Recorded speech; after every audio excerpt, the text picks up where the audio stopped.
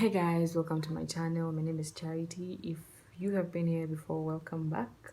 If this is your first time here, please like, comment, subscribe, and watch my other videos. But most importantly, please don't forget to subscribe. Please subscribe to my channel. For this video, actually, I'm not even supposed to be shooting this video now. If you follow me on my other social media platforms, you know that for my next line of videos it's supposed to be story times, but this is something that has been happening and I decided why not. And you guys are waiting for my basic Murle videos. I'm still working on it, you guys. Hold on, be patient with me. Rape is something that we as Africans tend to brush off. We as South Sudanese tend to brush off. We act like as if it does not exist. We act like it does not happen, because in my mother tongue, in Murle, we don't have a word for rape. There is no word that is even close, that is even similar to rape. There's no word that there is no word for rape. So to them, rape is it's something that does not even exist. It's something that does not happen to them. It does not even happen at all. So if you're active on social media, on Facebook and Twitter, you should have noticed that a lot of our South Sudanese sisters they're opening up on stories of how they were molested, of when they were raped, defiled, whatever name you have for it. And the most disgusting part of all this is all these girls were below 18 when this happened. Some are even 12, 13, some are 7. For oh my god, for crying out, like, how do you sleep knowing that you've destroyed someone? Like, do these rapists, molesters even think or have it in them that this is wrong? Do they even think that this is wrong, or they're just doing like, oh, I can do it and I can get away with it, so who cares? And the worst part is no one believes these. The worst part is some people don't actually believe that this is true. They're like, oh, if it's true, then why did you take so long without speaking up?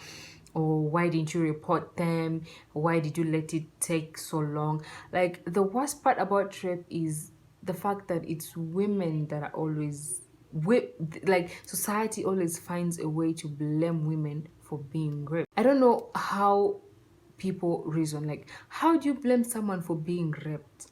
Apparently, what were you doing with him for him to rape you? Or what were you wearing? Or like, they always find something to turn it against the victim.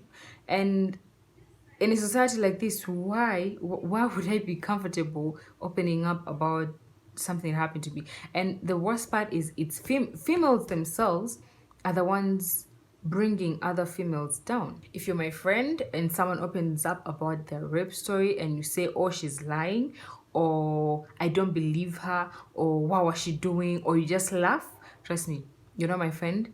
And just, you don't deserve to be a woman. You're not a woman. You're not different from the rapist or the molester. You are not different from whoever committed the crime. You're not. How do some of you reason?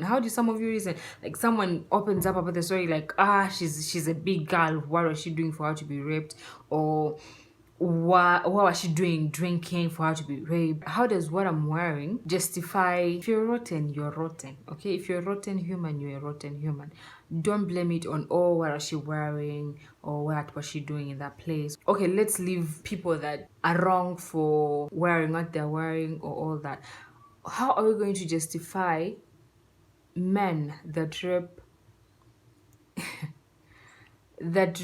children? How are you going to justify that? Are you going to also say, oh, what was she wearing, or what was she doing in this and this place? Are you going to ask them the same question? Like, I read somewhere that a father raped his days-old daughter. How does the thought even get to your head? How do you even start thinking, oh, so I'm going to rape this child? How do some of you reason? How does it even come to your head that let me sleep with this child, a days old child, Ijama? Like the umbilical cord is not even yet, it has not even fallen off, but you guys are possessed. No, honestly, like a normal human cannot do that. I think they're possessed. Because it does not make sense. How do you rape a days old child? And this child ended up dying because of bleeding from the mouth, from the umbilical cord. Like the child bled and died. Like, how are you going to live knowing that you killed a child? Because nah, there is no justification to this. This is possession. You guys are possessed. Whoever does this is possessed. And then there's another child, a 3 month. I think this child was 3 months old.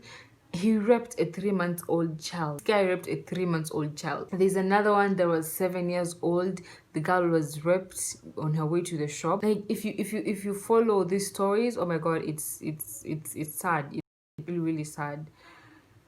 It's really sad. And the fact that these are our uncles, these are our brothers, these are our fathers, these are our politicians, these are our leaders, these are our teachers, our pastors, our police officers, soldiers, people that are meant to protect us are the same people that are doing this. Like, how does the thought of even sleeping with your own child, your own baby, that is not even, how do you even start thinking of that? How do you and then the worst part of this all is the fact that women are always blamed for the fact that they were raped. And then they're shamed for it. Now the girl that was raped, personally, I know a lot of girls that were raped, my own friends that were raped, but they can't talk about it because who are they going to talk about it? Their parents? Your own parents are not going to listen to you. Like, how do you even start telling an African parent that I was raped? So and so raped me, or your friend raped me? Because I know someone whose friend's father used to make her do things when they were younger. And this is someone that your parents trust. Like, if you like, this is someone that your parents trust, okay? Like, someone you call uncle, someone that comes to the house and like, oh, let me go buy you guys this. Apparently this guy used to go to their home because they're like close with the dad, like best friend. So this guy used to go to their home and then pick them up, okay? Would pick them up, take them to the shops, and then because there were two, yeah? So he'd come back and drop off the younger one, and then this one, we'll keep this one in the car, and then he'll how and these are people who have wives at home, these are people who have children of their own, and they're doing this to someone else's. And then there are these scenarios where a girl opens up like, oh, this and this is doing this to me, and they're told to keep quiet because apparently this is the guy that feeds you, this is the guy that you're in this house because of him, you cannot be saying such and such. It's, then we can do better. And then now in the villages, apparently if you're raped, you're not going to be considered worthy anymore. Apparently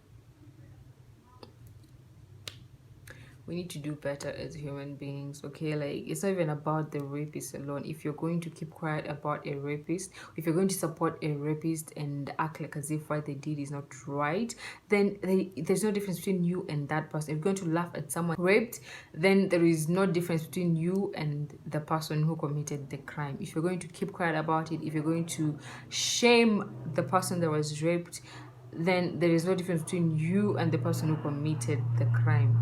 There is no difference, honestly. Like, these guys should be brought to justice. And then now people that, what kind of friends do you guys have? Like, how do you sit there and decide, oh, let us rep this girl, or let us rep this woman? Like, how do five whole human beings decide to? Don't you have shame? Don't you fear God? And this, first of all, the funny thing is, men of God, they're the same ones that human beings, you can do better. Oh God, it's so bad. It's really bad. Men of God raping there's a story I read where this girl was raped by 12 men. Like, what kind of friends do you guys have, honestly? How do you sit there and decide, oh, let us rep her? Check on your friends, honestly. And the fact that we know these guys but cannot even, we can't say anything about it. You know that this person did this and this and this to your friend or to your sister or to your cousin or to your this, but you cannot do anything because it's not in your power to talk about it. If the victim is not ready to talk about it, then and then most times the reason these girls don't open up is because you guys are just going to no, there's nothing that's going to happen. Because there's I read somewhere that this girl was raped and then she went to the police, and the police were just laughing at her. They were just laughing, and they told her, apparently, you should stop wasting your time and just go back home. We have taken you. Is it we have written, we have taken a statement, so just go home and we'll see what you can do. And then now they started mocking her. What were you doing? What were you wearing?